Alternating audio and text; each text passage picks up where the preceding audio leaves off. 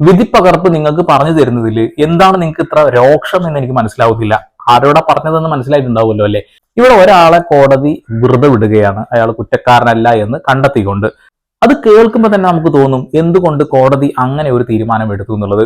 തീർച്ചയായും നമ്മൾ കാത്തിരിക്കുക പിന്നെ വിധിപ്പകർപ്പിന് വേണ്ടിയിട്ടാണ്. വിധിപ്പകർപ്പില് പോലീസുകാർ സബ്മിറ്റ് ചെയ്ത എല്ലാ ഡാറ്റകളും എല്ലാ തെളിവുകളും ദിലീപിനെ ശിക്ഷിക്കാൻ കഴിയുന്നതല്ല എന്നും വളരെ പെട്ടെന്ന് തന്നെ ദിലീപിനെ പുറത്തു വിടാൻ കഴിയുന്ന രീതിയിലുള്ളതുമാണ് എന്നുള്ളതാണ്. കോടതി തന്നെ ചോദിക്കുന്നു, പിന്നെ എന്തുകൊണ്ടാണ് നിങ്ങൾ ദിലീപിനെ അറസ്റ്റ് ചെയ്തത്? മതിയായ തെളിവുകളില്ലാതെ എങ്ങനെ അറസ്റ്റ് ചെയ്യുന്നു എന്നുള്ളത്.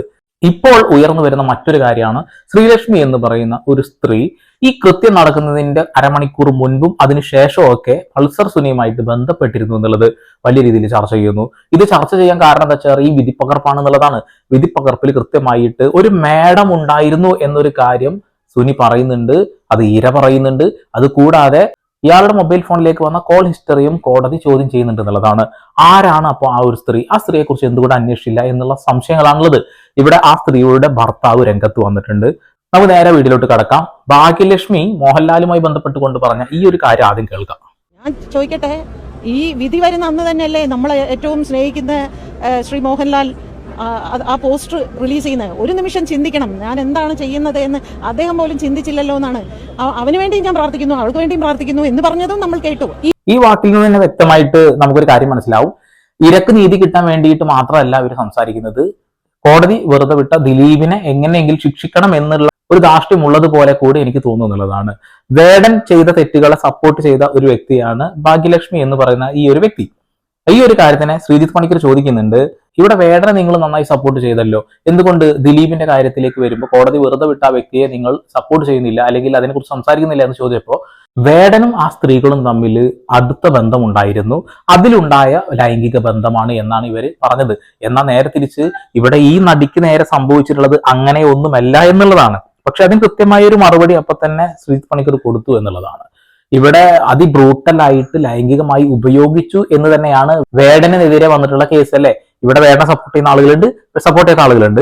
എന്നാൽ ഒരു കാര്യം ചൂണ്ടിക്കാണിക്കുന്നു, കാലങ്ങളോളം ഒരുമിച്ച് താമസിച്ച് ഏതോ ഒരു കാലഘട്ടത്തിൽ നടന്ന കാര്യം ഏതോ ഒരു കാലഘട്ടത്തിൽ പിന്നീട് വന്നിട്ട് കേസ് കൊടുക്കുമ്പോൾ കോടതി പോലും തള്ളിക്കളയും. എന്നാൽ പോലും അവിടെ ഒരു ഇരയുണ്ട് അല്ലേ, ആ ഇരയുടെ കൂടെ നിന്നില്ല. ഇവിടെ ഇരയുടെ കൂടെ നിൽക്കുന്നു. ഇവിടെ ദിലീപ് ഒരു സ്ത്രീയെയും ബലാത്സംഗം ചെയ്തിട്ടില്ല, ശാരീരികമായിട്ട് ഉപദ്രവിച്ചിട്ടില്ല.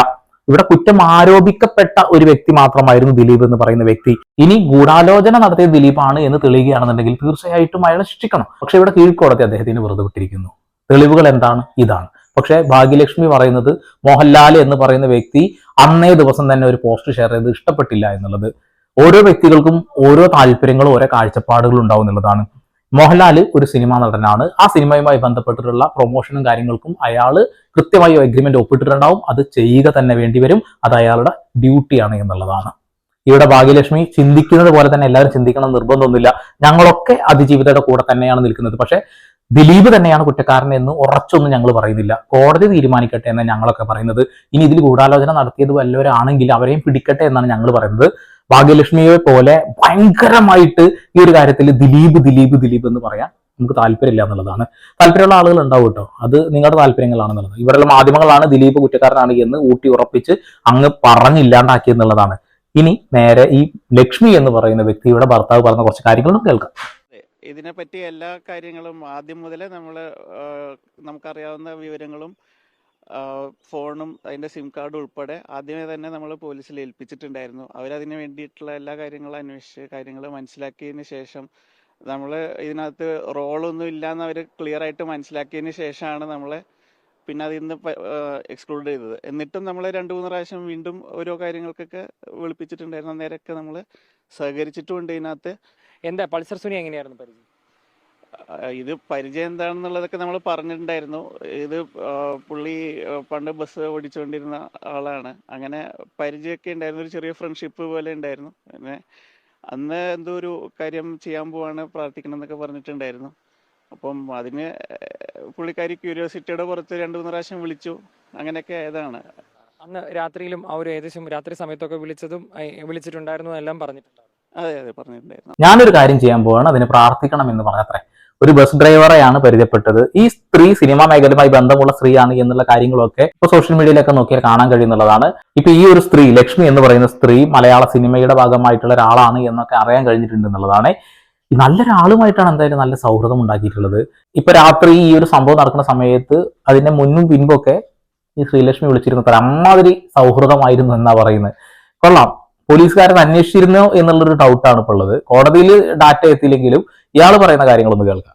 അവർക്കറിയായിരുന്നു ആളെ പറ്റി നമുക്ക് ഒരുപാട് ധാരണയൊന്നും ഇല്ല. ആള് അവിടെ ബസ്സിൽ കണ്ട് പരിചയമുണ്ട്, ഇത്രയേ ഉള്ളൂ. ഫോൺ എത്ര ദിവസം പോലീസിന്റെ കയ്യിലുണ്ടായിരുന്നു നിങ്ങളുടെ?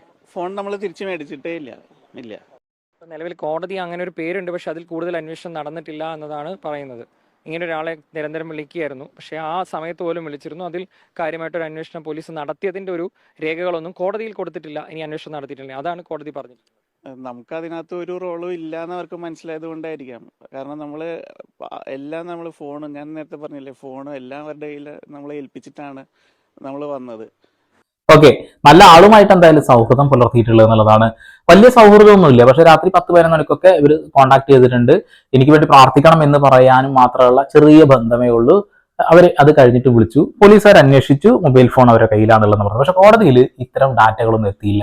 അതെന്തുകൊണ്ടാണ് എന്ന് മനസ്സിലാവുന്നില്ല. ഇവിടെ ദിലീപ് ഇതിൽ നിന്നും കുറ്റം മോചിതനാവാനുള്ള പ്രധാനപ്പെട്ട കാരണങ്ങളിൽ പലതും ഇത്തരത്തിലുള്ള തെളിവുകളുടെ അഭാവമാണ് എന്നുള്ളതാണ്. ഇപ്പോ ദിലീപ് കുറ്റക്കാരനാണ് എന്ന് വിശ്വസിക്കുന്നവരുണ്ടാവും, അല്ലാത്തവരുണ്ടാവും. ഇപ്പൊ ദിലീപിന്റെ ഫാൻസുകൾ തന്നെ ദിലീപ് കുറ്റക്കാരനാണെന്ന് തെളിവിന്റെ അടിസ്ഥാനത്തിൽ കണ്ടെത്തുകയാണെങ്കിൽ തീർച്ചയായിട്ടും അത് ചൂണ്ടിക്കാണിക്കുക തന്നെ ചെയ്യും. പക്ഷെ ഇവിടെ ഭാഗ്യലക്ഷ്മി പറയുന്ന വാക്കുകൾ നിങ്ങളൊന്ന് കേൾക്കണം. ഏതൊരു ഇന്റർവ്യൂ എടുത്തു നോക്കിയാലും അതിവൈകാരികമായി സംസാരിക്കുക, ജനങ്ങളുടെ മനസ്സിനകത്തേക്ക് ഒരു വൈകാരികത കൊണ്ടുകൊടുക്കുക എന്നുള്ളതാണ്. ഇവിടെ നിയമമുണ്ട്, നിയമ സംവിധാനങ്ങളുണ്ട്. കോടതിക്ക് വേണ്ടത് തെളിവുകളാണ്. ഇതിവിടെയുള്ള ജനങ്ങൾക്ക് മനസ്സിലാക്കാൻ കഴിയുന്നില്ല എന്നുള്ളതാണ്. ഇവിടെ ദിലീപ് കുറ്റക്കാരനാണ് എന്ന് ഞാൻ കണ്ടിട്ടില്ല. നിങ്ങൾ കണ്ടിട്ടുണ്ടോ? ആരും കണ്ടിട്ടില്ല. എന്തിനു പറയുന്നു, ഇരയാക്കപ്പെട്ട നടി പോലും ഇത് നേരിട്ട് കണ്ടില്ല. ആകെ സുനിയെ മാത്രമല്ലേ കണ്ടിട്ടുള്ളൂ. സുനിയും അത് ചുറ്റിപ്പറ്റിലുള്ള 6 ആളുകളെ മാത്രമേ കണ്ടിട്ടുള്ളൂ. അപ്പോൾ നമ്മൾ എങ്ങനെ അത് വിശ്വസിക്കും, എങ്ങനെ അത് പറയും എന്നുള്ളതാണ്. പണ്ട് ലാല് 8 വർഷം മുമ്പ് ഈ സംഭവം നടന്ന് 3 ദിവസം കഴിഞ്ഞിട്ട് മാധ്യമങ്ങൾ കൊടുത്തിട്ട് ബൈറ്റിൽ പറയുന്നുണ്ട്, എല്ലാവരും ദിലീപിനെ അങ്ങ് ആക്രമിക്കാൻ പോവുകയാണ്, ദിലീപ് കുറ്റക്കാരനാണ് എന്ന് തെളിഞ്ഞിട്ടില്ലല്ലോ, തെളിഞ്ഞതിന് മുന്നേ എങ്ങനെ അത് പറയും എന്നുള്ളത്. അതുകൂടാതെ അയാൾ ഭയങ്കരമായിട്ട് പൊട്ടിത്തെറിച്ചു, ദേഷ്യത്തിലായിരുന്നു എന്നുള്ളത്. ഒരു കള്ളക്കേസിൽ എന്നെ കൊടുക്കാൻ ശ്രമിക്കുന്നു എന്ന് പറഞ്ഞുകൊണ്ട്. അപ്പൊ അവിടുന്ന് തന്നെ ഒരു ക്ലാരിഫിക്കേഷൻ കണ്ട്. അന്ന് ലാല് പറഞ്ഞ വാക്ക് എന്താന്ന് വെച്ചിട്ടുണ്ടെങ്കിൽ, ഒരാളെയും ഇങ്ങനെ കള്ളക്കഥ പറഞ്ഞിട്ട് ഇങ്ങനെ ബുദ്ധിമുട്ടിക്കരുത് എന്നുള്ളത്. ഇന്ന് കാലം തെളിയിക്കുന്നു, അല്ലെങ്കിൽ കോടതി തെളിയിക്കുന്നു അയാൾ കുറ്റക്കാരനല്ല എന്നുള്ളത്. ഇനി മേൽക്കോടതിയിൽ പോയി അയാൾ കുറ്റക്കാരനാണെന്ന് പറയുകയാണെന്നുണ്ടെങ്കിൽ ഓക്കെ. അതുവരെ അയാളാണത് ചെയ്തതെന്ന് ഇവിടെയുള്ള ഒരു മനുഷ്യൻ പോലും കണ്ടിട്ടില്ല എന്നുള്ളതാണ്. ഈ വീഡിയോസ് കാണുന്ന ഒരു മനുഷ്യനും അറിയില്ല. ഇവിടെ സാഹചര്യ തെളിവുകൾ മാത്രം കൊണ്ടു കൊടുത്തു കഴിഞ്ഞിട്ടുണ്ടെങ്കിൽ ഒരു കാര്യമില്ല. കൃത്യമായ തെളിവുകളാണ് വേണ്ടത്. ഇനി ഭാഗ്യലക്ഷ്മി പറയുന്ന വാക്കുകളൊന്ന് കേൾക്കാം. ഇനിയും അദ്ദേഹത്തിന്റെ ഈ വില്ലനിസം തീർന്നിട്ടില്ല. ഇനിയും ഞാൻ ഇത് തന്നെ ചെയ്യും എന്നുള്ളൊരു ധൈര്യം അദ്ദേഹത്തിന് കിട്ടിയത് ആ വിധിയിൽ കൂടിയാണ്. അതെങ്ങനെ നേടിയെടുത്തു എന്നും അത് എന്താണ് അയാൾക്ക് കിട്ടിയിരിക്കുന്ന ധൈര്യം എന്നും എല്ലാവർക്കും അറിയാം. എല്ലാവർക്കും എന്താ മനസ്സിലാവുന്നില്ല. ഇനിയും ഞാനത് ചെയ്യും എന്നുള്ള ധൈര്യം അതിൽ നിന്ന് കിട്ടി എന്ന് പറയുമ്പോൾ എന്താണ് സംഭവം മനസ്സിലാവുന്നില്ലടോ. ഇവരെന്തൊക്കെയാ പറഞ്ഞുകൊണ്ടിരിക്കുന്നത്? ദിലീപ് കുറ്റക്കാരനാണ് എന്ന് എങ്ങനെയാണ് ഉറച്ചുറച്ച് നിങ്ങൾക്ക് പറയാൻ കഴിയും? നിങ്ങൾ ദൃക്സാക്ഷിയല്ല, നിങ്ങൾ നേരിട്ട് കണ്ട ആളല്ല, ആരോ പറയുന്നത് കേൾക്കുന്നത് മാത്രമാണെന്നുള്ളതാണ്. ഇതിൽ ഇരക്ക് പോലും അറിവില്ല ഇത് കൃത്യമായി ഇയാളാണ് ചെയ്തതെന്നുള്ളത്. ഇരയുടെയും മഞ്ജുവാരുടെ ഒക്കെ മൊഴിയില് ഇവർ തമ്മിൽ ഒരു ചെറിയ ക്ലാഷ് ഉണ്ട് എന്നുള്ള കാര്യം പറയുന്നുണ്ട്. അതല്ലാതെ ഇയാളാണ് ചെയ്തതെന്ന് കോടതിയുടെ മുന്നിൽ തെളിയിക്കാൻ കഴിഞ്ഞിട്ടില്ല. ഇവിടെ ബൈജു പൗലോസ് എന്ന് പറയുന്ന അന്വേഷണ ഉദ്യോഗസ്ഥൻ കൊണ്ടുപോയി കൊടുത്ത തെളിവുകളെല്ലാം കെട്ടിച്ചമച്ചതാണ് എന്ന രീതിയിലേക്ക് മാറുന്നു എന്നുള്ളതാണ്. അത് എന്തുകൊണ്ടാണ്? കൃത്യമായി തെളിവുകൾ കൊണ്ടുവെക്കാൻ കഴിയാത്തത് കൊണ്ടാണ്. കോടതി വിധിപ്പകർപ്പ് നിങ്ങൾ എല്ലാവരും കണ്ടില്ലേ. നമ്മൾ വൈകാരികമായി സംസാരിച്ചിട്ടൊന്നും കാര്യമില്ല എന്നുള്ളതാണ്.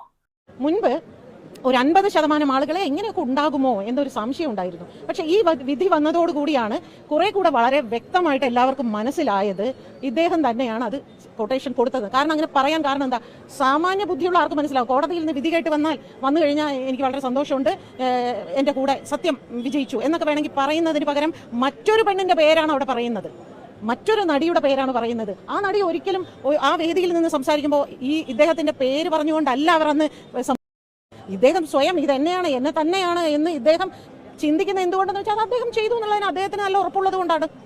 നിങ്ങൾ ചിന്തിക്കുന്നത് നിങ്ങളുടെ താല്പര്യത്തിനനുസരിച്ചിട്ടാണ്. ദിലീപ് നിങ്ങൾ വിചാരിക്കുന്നത് പോലെ പറയണം എന്ന് പറഞ്ഞാൽ അത് നിങ്ങളുടെ തിട്ടൂരമായി പോകുന്നുള്ളതാണ്. ദിലീപ് എന്താ പറഞ്ഞിട്ടുള്ളത്? എന്നെ കുടുക്കിയതാണ്, അന്വേഷണ ഉദ്യോഗസ്ഥന്റെ പേര് പറയുന്നുണ്ട്, നിങ്ങൾ കണ്ടെത്തിക്കോളാൻ പറയുന്നുണ്ട്, കേസ് CBIക്ക് അന്വേഷിപ്പിക്കാൻ കൂടി പറഞ്ഞില്ലേ, എന്തുകൊണ്ട് നിങ്ങൾ ആ ഒരു രീതിയിലേക്ക് പോകുന്നില്ല? പിന്നെ മഞ്ജു വാര്യർ പറഞ്ഞ കാര്യം, മഞ്ജു വാര്യർ എങ്ങനെയാണ് ആ ഒരു സമയത്ത് ഇത് ഗൂഢാലോചനയുടെ ഭാഗമായി നടന്നതാണ് എന്ന് ഉറപ്പിച്ചെങ്ങനെ പറയും? അത് കഴിഞ്ഞ് മഞ്ജു വാര്യർ കൊടുത്ത മൊഴി എന്താണ്?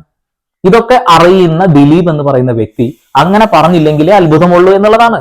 ഇതിൽ കുടുംബപരമായ പ്രശ്നം ഉണ്ടായിരുന്നു, അതിന്റെ വൈരാഗ്യത്തിൽ ചെയ്തു എന്ന രീതിയിലൊക്കെ പറയുന്നു. അല്ലെങ്കിൽ ആക്രമിക്കപ്പെട്ട നടി ദിലീപിന്റെ ഒരു അവിഹിതം മഞ്ജു വാര്യരോടൊന്ന് പറഞ്ഞതിന്റെ ഭാഗമായിട്ട് സംഭവിച്ചതാണെന്ന് പറയുന്നു. ദിലീപ് അത് കൂട്ടി വായിക്കില്ലേ? ദിലീപിന് എന്താ ഇവർ കൊടുത്ത മൊഴികൾ കിട്ടില്ലേ? അതിന്റെ അടിസ്ഥാനത്തിലാണ് പറയുന്നത്. അയാൾ ഇത്രയും നാള് മിണ്ടാതിരുന്നു, അവസാനം മിണ്ടിയപ്പോ അയാളാണ് കുറ്റക്കാരൻ എന്ന് എങ്ങനെയാണ് നമുക്ക് ഉറപ്പിച്ച് പറയാൻ കഴിയുക? കോടതി ശിക്ഷിക്കട്ടെ, കോടതി ശിക്ഷിക്കുന്ന ആ നിമിഷം ഈ വാക്കുകളൊക്കെ തിരുത്തി പറയും, ഒരു തർക്ക കാര്യത്തിൽ വേണ്ട. സത്യമാണ്. ഇനി ഒരു പക്ഷേ ഈ അതിജീവിത അന്ന് ഈ കൊട്ടേഷൻ അല്ലെങ്കിൽ ഈ സംഭവം കേസാക്കി ഇല്ലായിരുന്നുവെങ്കിൽ ഉറപ്പാണ് അടുത്തത് മഞ്ജു വാര്യർ തന്നെയായിരിക്കും ഇതുപോലെ മറ്റൊരു സിറ്റുവേഷനിൽ വന്ന് വീഴാൻ പോകുന്നത്. ഭാഗ്യത്തിന് അവൾ കേസ് കൊടുത്തത് കൊണ്ട് മാത്രമാണ് അവളെന്നല്ല പല പെൺകുട്ടികളും രക്ഷപ്പെട്ടത്. ആ ഒരൊറ്റ നമ്മൾ ഈ പറയുന്ന അതിജീവിത കാരണം മാത്രമാണ്. ഓക്കെ, ഇവിടെ ഇരക്ക് നീതി കിട്ടണമെന്നാണ് ഇവർ പറയുന്നത്. പക്ഷെ ഇപ്പൊ ശിക്ഷിക്കപ്പെട്ട ആളുകളെക്കാൾ കൂടുതൽ 8ാമത്തെ ആളെ ഒന്ന് കെട്ടി എവിടെയെങ്കിലും ഇടാൻ പറ്റുമെങ്കിൽ അത് നല്ലത് എന്ന് പറയുന്നതിന് തുല്യമാണ് ഇപ്പൊ ഇവർ സംസാരിക്കുന്നത്. ഈ വിധി വരുന്ന അന്ന് തന്നെയല്ലേ നമ്മളെ ഏറ്റവും സ്നേഹിക്കുന്ന ശ്രീ മോഹൻലാൽ ആ പോസ്റ്റർ റിലീസ് ചെയ്യുന്നത്. ഒരു നിമിഷം ചിന്തിക്കണം, ഞാൻ എന്താണ് ചെയ്യുന്നത് എന്ന് അദ്ദേഹം പോലും ചിന്തിച്ചില്ലല്ലോ എന്നാണ്. അവന് വേണ്ടിയും ഞാൻ പ്രാർത്ഥിക്കുന്നു, അവൾക്ക് വേണ്ടിയും പ്രാർത്ഥിക്കുന്നു എന്ന് പറഞ്ഞതും നമ്മൾ കേട്ടു. അപ്പോൾ ഇതെല്ലാം ഈ പറയുന്ന മാതിരി അയാൾ ഉണ്ടാക്കി വെച്ചിരിക്കുന്ന ഒരു സാമ്പത്തിക സ്പേസ് ഉണ്ട്, സാമ്പത്തിക സ്പേസ് ആണ്. അതാണിപ്പോൾ നമ്മൾ കണ്ടത്. ഓക്കെ, മോഹൻലാലിന് ദിലീപിന്റെ സാമ്പത്തിക സ്പേസ് കണ്ടിട്ട് അലിഞ്ഞ് അങ്ങോട്ട് കാലിൽ പോയി വീണു എന്നാണ് ഇവർ പറയുന്നത്. ഒരു സിനിമയുടെ പ്രൊമോഷനുമായി ബന്ധപ്പെട്ടുകൊണ്ട് ഇവർ കൊടുക്കുന്ന കരാറിന്റെ ഭാഗമായിട്ട് ആ ഒരു സിനിമയുടെ എല്ലാ കാര്യങ്ങളും അവർ ചെയ്യേണ്ടി വരും. അതിൽ ദിലീപ് കുറ്റക്കാരനല്ല എന്ന് തെളിഞ്ഞതിന് ശേഷം, കോടതി പറഞ്ഞതിന് ശേഷമാണ് അങ്ങനെ ഒരു പോസ്റ്റർ ഇടുന്നത് എങ്കിൽ ഈ മോഹൻലാലിന്റെ ഭാഗത്ത് എന്ത് തെറ്റാനുള്ളത്? എനിക്ക് മോഹൻലാലിന്റെ ഭാഗത്ത് തെറ്റ് കാണാൻ തോന്നിയില്ല എന്നുള്ളതാണ്. ഇവിടെ അതിജീവിതയുടെ കൂടെ നിൽക്കുന്നു എന്ന് പറയുന്ന ആളുകൾ പോലും ഈ കേസ് CBI കൊണ്ട് അന്വേഷിപ്പിക്കാനുള്ള ഒരു ചരടുവലിയെങ്കിലും ചെയ്തുകൂടെ എന്നാണ് എനിക്ക് ചോദിക്കാനുള്ളത്. അങ്ങനെ ഈ കേസ് നിങ്ങൾക്ക് ഇനി തെളിയിക്കാൻ കഴിയുള്ളൂ. ഇതിന്റെ പിന്നിൽ ഒരു ഗൂഢാലോചന നടന്നിട്ടുണ്ടെങ്കിൽ അതിന്റെ പിറകിൽ ഒരു മാഡം ഉണ്ട് എന്ന് സുനി പറയുന്നുണ്ട്. അതൊക്കെ എല്ലാവരും അങ്ങ് തള്ളിക്കളഞ്ഞു. ലാലും വന്നതാ പറഞ്ഞിട്ടുള്ളത്, അത് വെറുതെ പറഞ്ഞതാണെങ്കിലോ എന്നുള്ളത്. അതായത് നമ്മുടെ ഇഷ്ടത്തിനനുസരിച്ച് നമ്മുടെ താല്പര്യത്തിനനുസരിച്ചായിരിക്കണം എല്ലാ കാര്യങ്ങളും നടക്കേണ്ടത് എന്നുള്ള ആ ഒരു ചിന്ത അത് വലിയ അബദ്ധമാണ് എന്നുള്ളതാണ്.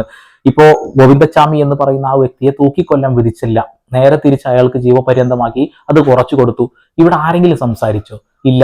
ഒരു കൂട്ടം ആളുകൾ ഇന്നും ഒരുപാട് ആളുകളെ കൊന്ന് ജയിലിൽ കിടക്കുന്നുണ്ട്. അവർക്കൊക്കെ തൂക്കുകാർ വാങ്ങിക്കൊടുക്കണം നമ്മൾ ആഗ്രഹിക്കുന്നുണ്ട്, പക്ഷെ ആരും മിണ്ടുന്നില്ല. ഇവിടെ സെലിബ്രിറ്റികൾക്ക് വേണ്ടി സംസാരിക്കാൻ മാത്രം ആളുകളുണ്ട് എന്നുള്ളതാണ്.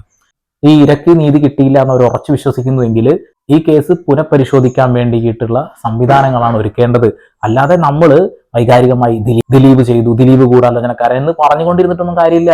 ഈ വീഡിയോ കാണുന്ന ദിലീപിനെ സപ്പോർട്ട് ചെയ്യുന്നവരും സപ്പോർട്ട് ചെയ്യാത്ത ആളുകളൊക്കെ ഈ വിധി പകർപ്പ് നോക്കാതെ വെറുതെ കിടന്ന് കരയരുത്. ഞാൻ കാര്യമായിട്ട് പറയാണ്, ഈ വിധി പകർപ്പ് മേൽക്കോടതിയിൽ പോയി മാറ്റങ്ങൾ വരുമ്പോൾ തീർച്ചയായിട്ടും കൃത്യമായ തെളിവുകൾ ഉണ്ട് എന്നുണ്ടെങ്കിൽ നമ്മൾ തെറ്റുകാരനെ എതിർത്ത് തന്നെ സംസാരിക്കും. അതിന് ദിലീപ് ആണെങ്കിലും ശരി, പടച്ച തമ്പുരാനാണെങ്കിലും ശരി, ഇരക്ക് നീതി കിട്ടുക തന്നെ വേണം. പക്ഷെ എല്ലാ ഇരകൾക്കും നീതി കിട്ടണം. ഇവിടെ ഇപ്പൊ നിയമത്തിന്റെ മുന്നിൽ ദിലീപ് കുറ്റക്കാരനല്ല. ഇനി ഭാവിയിൽ കാലം തെളിയിക്കട്ടെ, അല്ലെങ്കിൽ കോടതി തെളിയിക്കട്ടെ ആരാണ് കുറ്റക്കാരൻ എന്നുള്ളത്. എല്ലാവരും മനസ്സിന്റെ കോടതിയിൽ ദിലീപ് കുറ്റക്കാരനാണെന്ന് പറയുന്നുണ്ട്. അങ്ങനെ ഒരു കോടതി ഇന്ത്യൻ ജനാധിപത്യ രാജ്യത്തില്ല. ഇവിടെ ഒറ്റ കോടതിയുള്ളൂ, ഇത് ഇന്ത്യൻ നിയമങ്ങൾക്കുള്ളിൽ കിടക്കുന്നതാണ്. അവിടെ തീരുമാനിക്കട്ടെ. അപ്പോൾ വീണ്ടും വരെ പുതിയ വാർത്താവിശേഷങ്ങളുമായി സന്ദീപ്.